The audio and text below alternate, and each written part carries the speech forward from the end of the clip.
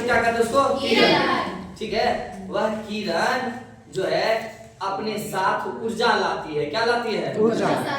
और वह ऊर्जा एगो पैकेट में लाती है। एगो पैकेट में। तो जब हम उसी रोशनी को पैकेट के रूप में समझते हैं किरण को, तो उसको फोटोन कहते हैं। क्या कहते हैं? फोटोन। किरण को हम क्या कहते हैं? फोटोन। ऊर्जा का रूप। उसी ऊर्जा के रूप को हम कहते हैं ऊर्जा का पैकेट। ऊर्जा का पैकेट उसको हम फोटोन कहते हैं। क्या कहते हैं? फोटोन। कहो तो फोटोन और किरण एक ही चीज है या अलग अलग है? एक ही चीज है। तो उसी को ऊर्जा अगर कहते हैं तो हम कहते हैं ऊर्जा किस रूप में? देखो पैकेट के रूप में, छोटा सा पैकेट, उसी को हम कहते हैं फोटोन। क्या कहते हैं? फोटोन। फोटोन कहते हैं। सूरज के रोशनी के पास किरण है जो कि दूर तक दिखाई देती है बाल की तरह। कभी बरसात के दिन में ऐसा दिखाई देगा कि वाह कितना अच्छा, बादलों को जब चीर के आती है ना, हाँ, तो लगेगा कि बड़ा अच्छा लग रहा है। मरता है लोग तो शायद इसी पर चढ़ के चल जाता है आसमान में। पता नहीं आप देखे और शॉर्ट्स वीडियो में मरता है ना, तो लोग चल जाता है। वीडियो में बोलता है क्या रहता है टाटा। तो फोटोन ऐसी वो एडिट जो क्या है, सुन, एडिट जो क्या है वो अपने कल्पना से किया है।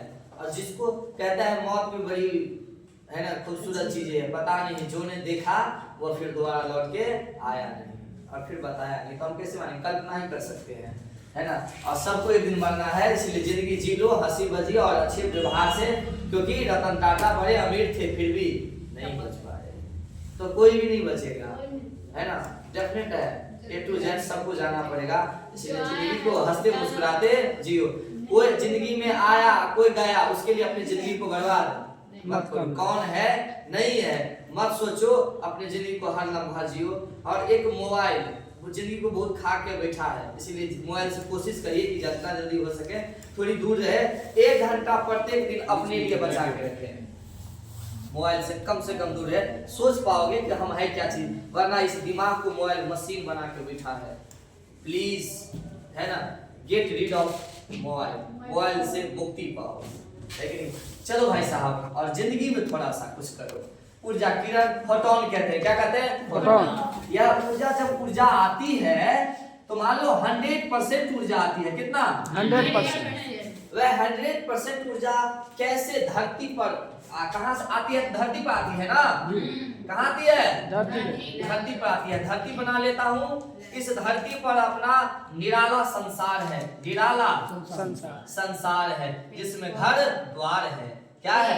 घर द्वार है, और एक लड़ता झगड़ता परिवार है। नहीं जी, मुस्कुराती हुई, जिसमें हर तरह के परिवार का संधि विच्छेद करो, परि जोड़ वार। चौतरफ, परि मतलब होता है चौतरफा, चारों ओर से जहां युद्ध हो उसी को कहते हैं परिवार कहते हैं। इसीलिए परिवार का ये फर्ज है कि उसमें आपस में एक साथ रहने पर बात बर्ता विवाद तो होगी ही। इसका मतलब ये नहीं होता है कि किसी को हम अब जान ही ले लें। अब परिवार का मतलब कि इस वजह से हम परिवार को तोड़ दें। एक जगह रहने से होता है, फिर भी हम कनी देर बाद महसूस करें अगर मेरा गलती है तो खुद ही जाकर के सॉरी कहे और परिवार को आगे बढ़ाए। प्यार मोहब्बत की दुनिया में हम लोग खंजर लेके घूमते हैं, नहीं होना चाहिए यहाँ पर, है ना। हमारा संस्कृति सनातन क्या सिखाती है? क्या सिखाती है?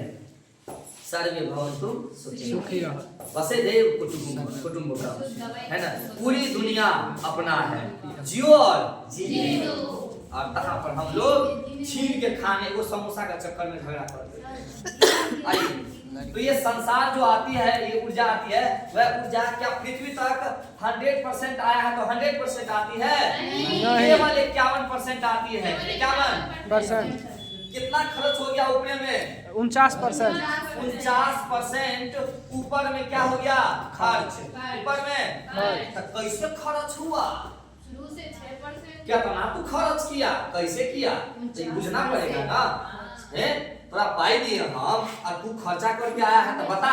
ये मास्टर साहब भाड़ा में दे गेलो नाश्ता के लिए, है भिखारी रास्ता में पड़ले ओकरा दान देलियो तो खर्चा भेलो कि नहीं?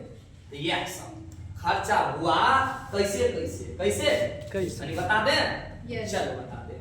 इसके ऊपर 5 को मंडल है, सब लोग जानता। पहला मंडल मंडल, दूसरा, तीसरा, तीसरा, मध्य मंडल, चौथा, मंडल, वायुमंडल। और वही ना, हाँ सर। 3 4 5 हो गया ना। इसके बाद अंतरिक्ष है, ये सब क्या है? अंतरिक्ष। अंतरिक्ष। जब अंतरिक्ष में तो कुछ नहीं है, तो वहां तक 100% ऊर्जा आया, 100% ऊर्जा। अब जैसे ही प्रवेश करने लगा तो इसे ही कुछ एगो प्रकाश के किरण में एक गुण होता है परावर्तन का। क्या होता है? परावर्तन। सब जानते हैं? परावर्तन मतलब लौट जाना, लौट जाना। उसमें से परावर्तन के कारण कितना लौट गया? 6%। कितना लौट गया? 6%। कितना लौट गया? 6%। तो अब कितना प्रवेश किया? 94। कितना परसेंट किया? 94। समझे? जब प्रवेश किया ना ये, है ना, तब बादल से मुलाकात हुई इसकी। सब आते गया, 94 आया। और किनसे मुलाकात हुई? बादल। पहले इससे पहले 27% गया था, उसके बाद में क्या बोली? इससे पहले में ना 27% ऐसे करके ऊपर में उधर चला गया था। जब ये प्रवेश किया तो इसमें आते आते इसको और खर्चा हुआ था। कितना? 27। कब तक खर्चा हुआ था? 27। बता। बस के भाड़ा में बोले थे बादल में जैसे ही प्रवेश किया तो बादल तो कहीं घनगर न होता है, तो घनगर हुआ। अभी तक सब ठीक था, घनगर था कि बादल से ऊपर जैसे कुछ प्रवेश करने से पहले ही क्या हो गया? चला गया। कितना चला गया? 27। तो बादल में कितना नहीं प्रवेश कर पाया? 27। कितना नहीं प्रवेश कर पाया? 27। बाबू आया 94 तक आया, लेकिन प्रवेश 27 को नहीं कर पाया। 27 बादल से टकरा करके लौट गया। कितना टकरा गया? 27% लौट गया। 27% लौट गया। 27 27। देखो ना, वातावरण में जिसमें हम सब है, हम सब वाला वातावरण का नाम क्या है? क्षोभ मंडल। क्या नाम है? क्षोभ मंडल। तो क्षोभ मंडल में कितना प्रवेश किया? 33। क्षोभ मंडल में कितना प्रवेश किया? 33। क्षोभ मंडल में 33। बोलो क्या? 33। क्षोभ मंडल में कितना प्रवेश किया? लौट के कितना गया? 27। तो जितना लौट के चला जाता है मानव के काम नहीं आता है, उसी घटना को एल्बिडो कहते हैं। क्या कहते हैं? एल्बिडो कहते हैं। क्या कहते हैं? एल्बिडो। एल्बिडो की घटना। एल्बिडो की घटना में कितना लौट गया?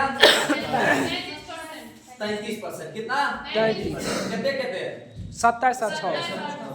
बताओ ना, इतना लौट के चल गया। बादल से पहले टकरा कर लौट के चल गया। अब बादल में प्रवेश कितना किया है? 94 में 67 घटा ना, 67।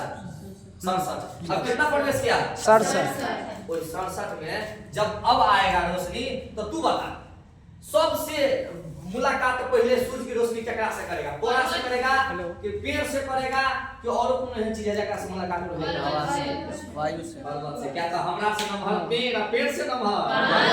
तो इसके बाद केकरा से मुलाकात हुआ?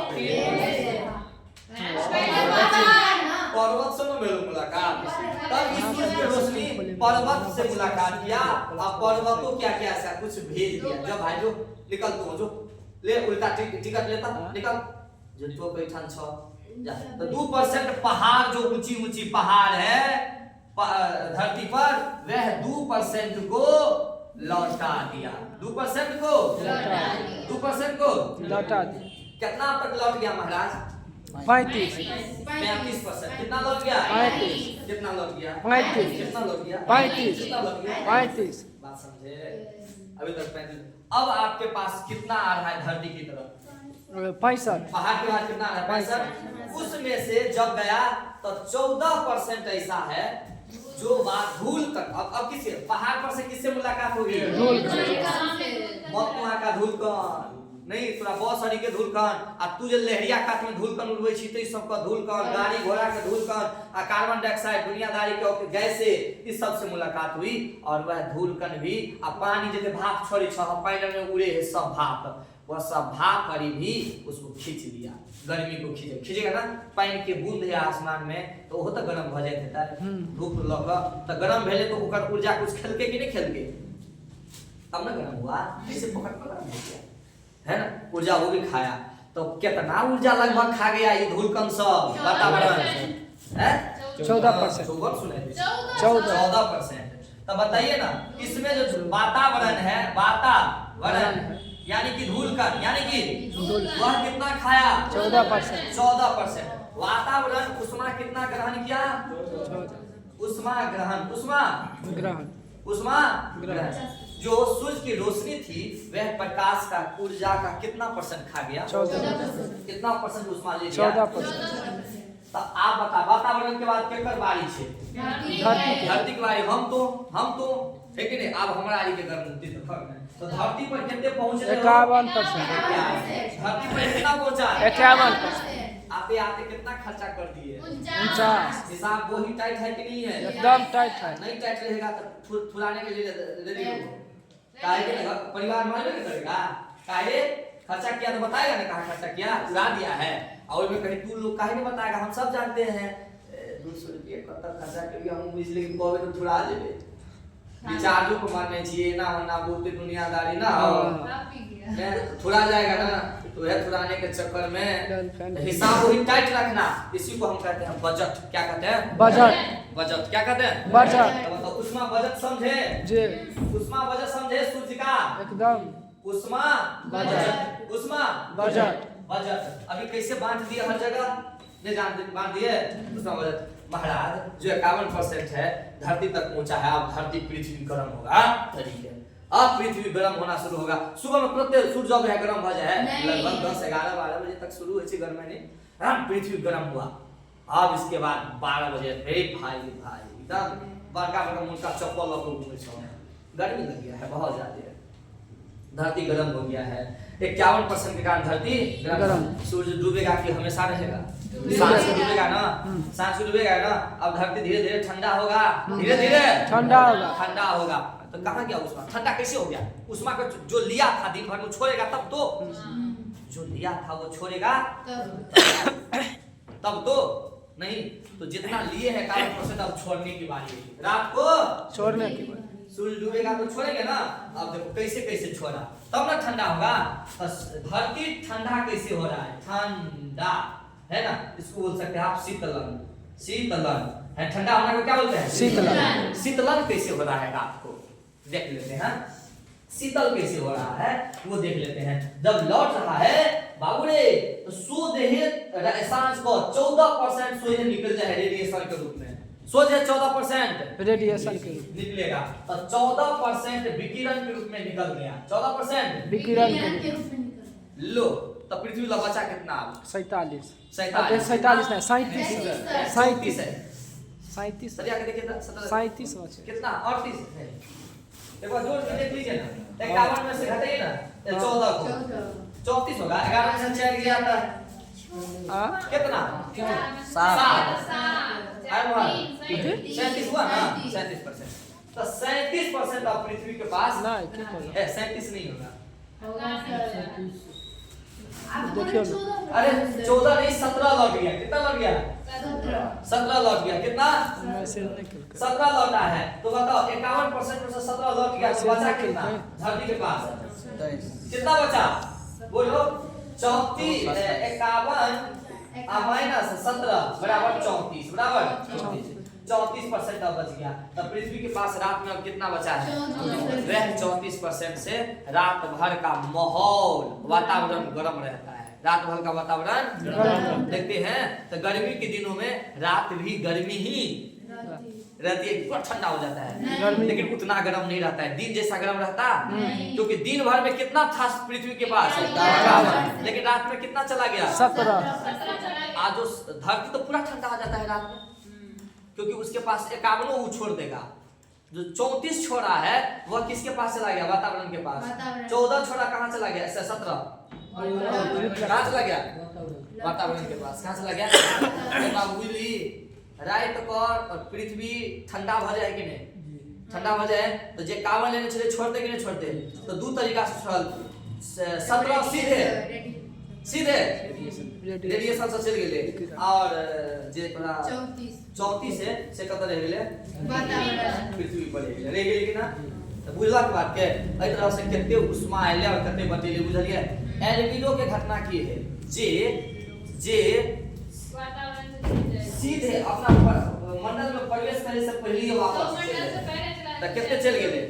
27 33% को हम क्या बोलेंगे? एल्बिडो जो हम लोग को काम में नहीं आया, सीधा चला के चला गया, लौट गया, वातावरण में नहीं है। अभी नहीं समझिए बात को, है कि नहीं? एल्बिडो घटना। अब आपसे एक सवाल पूछते हैं, एल्बिडो की प्रतिशत बढ़ गई है, इस बार एल्बिडो 40% हुआ है, 33 से 40% हो गया। कितना? 40%। इसका मतलब क्या हुआ?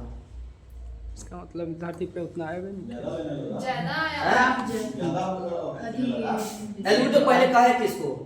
वही जो 33% जो उधर रह गया 6 में लौट गया। लौटना को क्या कहते हैं? एल्बिडो। एल्बिडो देखना। अब बताओ, एल्बिडो ज्यादा हो गया है, इसका मतलब ज्यादा लौटा है ना? तो धरती को ज्यादा ऊर्जा मिला या कम? कम मिला है। तो धरती का तापमान कम होगा कि ज्यादा? कम। होगा। एल्बिडो ज्यादा है, इसका मतलब धरती का तापमान कम। सवाल फिर से, एल्बिडो इस बार घट गई है, इसका मतलब क्या है? तापमान बढ़ गया है। अब बढ़ जाएगा तो वातावरण का तापमान बढ़ जाए। सबका तापमान बढ़ेगा। अब सब चीज का तापमान का बढ़ना को ही हम क्या कहते हैं? Global warming. ग्लोबल वार्मिंग समझी? वैश्विक ग्लोबल वार्मिंग है ना? ग्लोबल वार्मिंग मतलब होता है क्या जी? वातावरण के ताप का संतुलन बढ़ जाना। क्या होगा? बढ़ बढ़ जाना। हाँ, ग्लोबल वार्मिंग। संतुलन फिर पारिस्थितिकी में संतुलन बनाना पड़ता है। यहाँ ग्लोबल वार्मिंग मतलब क्या होता है? वातावरण में ताप का बढ़ जाना। ठीक है। और इसके लिए एक जिम्मेदार एल्बिडो है कि नहीं है? अगर ज्यादा लौट गया है तो तापमान, और ज्यादा आ गया है तो दिक्कत।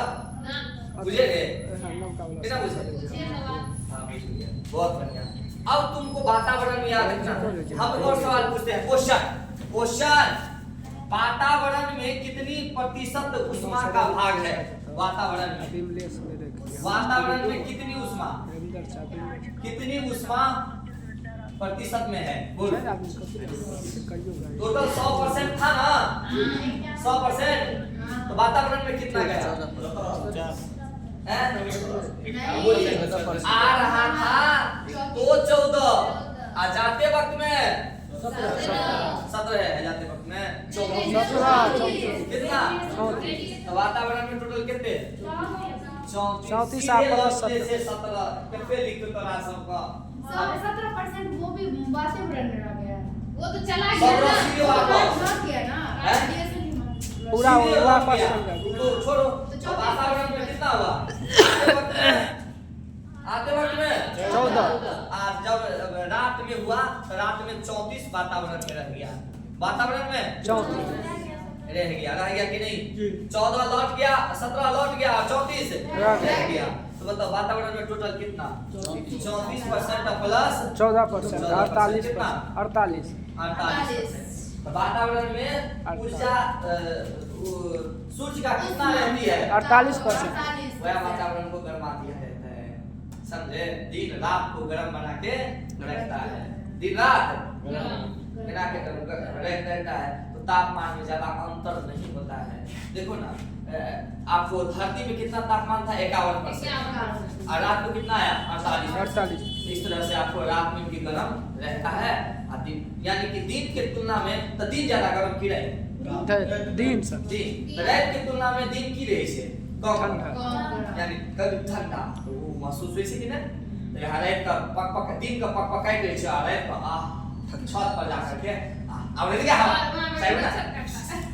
हवा दी कितना जिंदगी सुकून होती है। वरना तो जानवे करते कोनो दिनों गर्मी के दिन में रातों हरामी भले है, रात नींद तकलीफ देता है। लाइट गिर जाए तो बात लाइट कटे के किया है तो सब बुझे छ। गांव घर में नहीं बुआई दिक्कत है, शहर में दिक्कत है। शहर में जो खिड़की के तो जगह छोड़बे न करे लोग, तो मरते नहीं वो लाइट के बिना। गांव में जाओ, देवाल ओत्तो देवाल पूरा 10 गो खिड़की, लाइन कट गेले तो खिड़की खोल ले एबे करते टेंशन के लिए। गांव घर में चैन से बिना लाइनों को लोग सोते हैं। हम बात बतबै छियो बिना पंखा के फरसा गांव घर में तकलीफ है, शहर के आदमी पेपर नहीं, एगो पेड़ खिड़की लगाने का जगह नहीं है, अरे छोटको जगह में वो छोटका एक बेड़िया रूम बना, वो तो सब पाई, वो तो सब पाई। सोचो, नहीं सोचते हो जो रूम बना रहे हो ना, वो हमेशा जिस घर में न रोशनी आए न प्रकाश आए और न ही हवा आए, वह हमेशा घर रोगिया घर हो जाता है। जो रूम में रहेगा उसका दिमाग कम काम करेगा, पढ़ने का स्मरण क्षमता कम रहेगा, है ना। ऐसे रूम में रह करके तुम रट्टूमल रोबोट बन जाओगे, लेकिन देखना एग्जाम 10 बार में उत्तर निकलेगा, एक बार में नहीं निकलेगा। लोग जो फ्रेश में पढ़ता है, चारों ओर का वातावरण हवा खुले घर में, वह घर से आपका दिमाग बहुत काम करता है। इसीलिए आप सोचो कि कल बने तुम लोग मार्केट में घर बनाना तो बाउंड्री दे देना, हाँ थोड़ा बाउंड्री से हट करके अपना खिड़की ले जमीन छोड़ना, लेकिन आजकल ऐसा नहीं करता लोग। निकालो जितना रूम होता निकालो, भाड़ा आएगा, लेकिन ये नहीं सोचते उसके चक्कर में एसी भी लगेगा, बिजली बढ़ेगा, फिर पैसा उतना ही है। और हाँ गांव घर में रहता है, शहर वाला में तो कभी घर में ध्यान रहता है, गांव वाला में इंदिरा में दूध ढेला मान लो, आमू ले लो, ये तो लो है, भैंस ले लो, बापू ये ले, बस सब रही सब। एक और बात, शहर में एक और बात बताते हैं कि जो रूम ऐसे बनाता है उस रूम पूरा उसका लगता भी नहीं है। देखना एगो दो रूम खाली रहता है, और जिसका रूम बेहतरीन बनाया है उसका रूम कभी खाली नहीं, और 200 रुपया 400 रुपया ज्यादा करके वो लगाता है। यार उतना ही हम कमा रहे हैं, यहाँ तक कि ज्यादा कमा लेंगे। रूम मेरे पास कम है लेकिन थोड़ा सा ज्यादा महंगा हमारा रूम लगेगा, क्योंकि अपने रूम में फैसिलिटी रखे हैं ना, सूरज की रोशनी डायरेक्ट आती है। क्या कुछ सही बात है ना, एकदम जिंदाबाद, ठीक बात ना, ये समझे आप सब। अब यही में एक टॉपिक है, सूरज की जो रोशनी उष्मा आती है तो कैसे कैसे उष्मा जाती है। देखो कहाँ गया, देखो तो बाबू देखो ना, यहाँ पर कुछ नहीं था, यहाँ पे कुछ नहीं, अंतरिक्ष में कुछ नहीं है, खाली है। तो खाली है, न कण है न धूल है, न कण है न धूल है, चल रहा है ना, न कण है न धूल है। तो वहाँ उष्मा कैसे आया? उष्मा के जाने की इस विधि को क्या कहते हैं? उष्मा जिते न एले ना, तो वो जाके विधि के की कहबे? विकिरण। बिना माध्यम के चलना को क्या कहेंगे? विकिरण। उष्मा बिना माध्यम में चला तो विकिरण। कोई माध्यम नहीं है, न धूल है न पानी है न कुछ है, तो बिना माध्यम के चलना को विकिरण बोलना, विकिरण। अब हवा में प्रवेश किया, गैस में, इस गैस में पानी की बूंद भी है, पानी भी है और धूलकण भी है, गैस भी है। पानी धूलकण गैस, पानी धूलकण गैस, पानी धूलकण गैस, पानी भी और गैस भी है। तो इसमें चलना को हम कहते हैं जिसमें पानी भी है और गैस भी है, पानी और धूलकण। इसको कहते हैं संवहन। क्या कहते हैं? संवहन। बोलना, संवहन। क्या कहते हैं? संवहन। क्या कहते हैं? संवहन। अब ये पड़ा धरती पर, तो धरती भी गर्म हुआ, धरती भी गर्म। धरती क्या है? ठोस। धरती क्या है? ठोस। धरती पर लोहा भी गर्म हुआ, है ना, लोहा भी गर्म हुआ। लकड़ी थोड़ा धीमे गर्म होता है, लेकिन सब गर्म होता है। जितना चीज आता है सारे तुम लोहा को बिठा गया, हाँ दिया है, गाड़ी को बिठा गया, और वाह ये पानी तो बताओ ना, ठोस भी गर्म हुआ, और ठोस गर्म होता है उसको बोलते हैं चालन विधि से। किस विधि से? चालन विधि से। भूगोल में फिजिक्स, भूगोल में केमिस्ट्री, देख, है ना, जहाँ पर कुछ नहीं है वहाँ किस विधि से आया? विकिरण। विकिरण। गैस में कैसे? संवहन। ठोस में कैसे? संवहन। पानी की बूंद भी है यहाँ पे, अरे पानी की बूंद है कि नहीं है? घोल है, तो सब बोलेगा नहीं, तो घोल कहेंगे थोड़ा। देखो इसमें पानी की बूंद भी है ना, क्या है? पानी की। अब पानी की बूंद अगर गर्मी ले गर्मी किसे लेगा? सूर्य से ना, गर्मी ले लेती है तो ये गर्म हो जाता है, नहीं क्या हो जाता है? गर्म। ऐसी गर्म पानी को हम क्या कहते हैं? पानी की बूंद को आर्द्रता। क्या कहते हैं? आर्द्रता।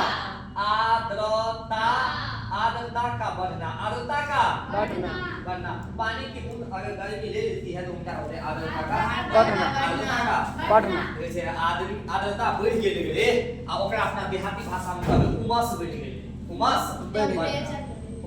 बढ़ना है, उमस आ गया, कहीं पिचपिचाइन लग रहा है, किचकिचाइन लग रहा है जी, किचकिचाइन लग रहा है, ये आ कहे 2 दिन से नहीं निहले तो कर मोइलो किच किच भा जेते आ हो दैया गे दैया लगे में बैठे नहीं देते आप साहब। समझे बात को है कि नहीं? तो बताओ उष्मा जो ले लेती है पानी, उष्मा जो ले लेती है पानी, तो वही क्या कहलाती है? पानी की बूंद क्या कहलाती है? आर्द्रता। पानी की बूंद जब गर्मी ले लेती है, गर्मी ले लेती है, तो वह गर्म बन करके क्या करता है? गर्म बन के आर्द्रता और आर्द्रता को बढ़ा देती है। ओइसे तू हमरा स्पेलिंग देखबे रही है, स्पेलिंग बताओ। दो के ऊपर दो। बताओ भाई ऐसे हाँ।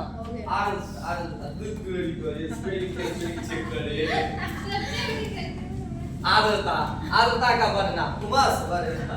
आप समझ लो ना, हिंदी का एग्जाम है, आर्द्रता बढ़ना, आर्द्रता बढ़ना का मतलब क्या हुआ? पानी में तापमान बढ़ना, वो जो उष्मा का है बढ़ जाना, पानी के बूंद में उष्मा बढ़ जाना। और ये पानी धरती वाला है कि वायुमंडल वाला? वायुमंडल वाला। अब वायुमंडल में कैसे आती है पानी की बूंद?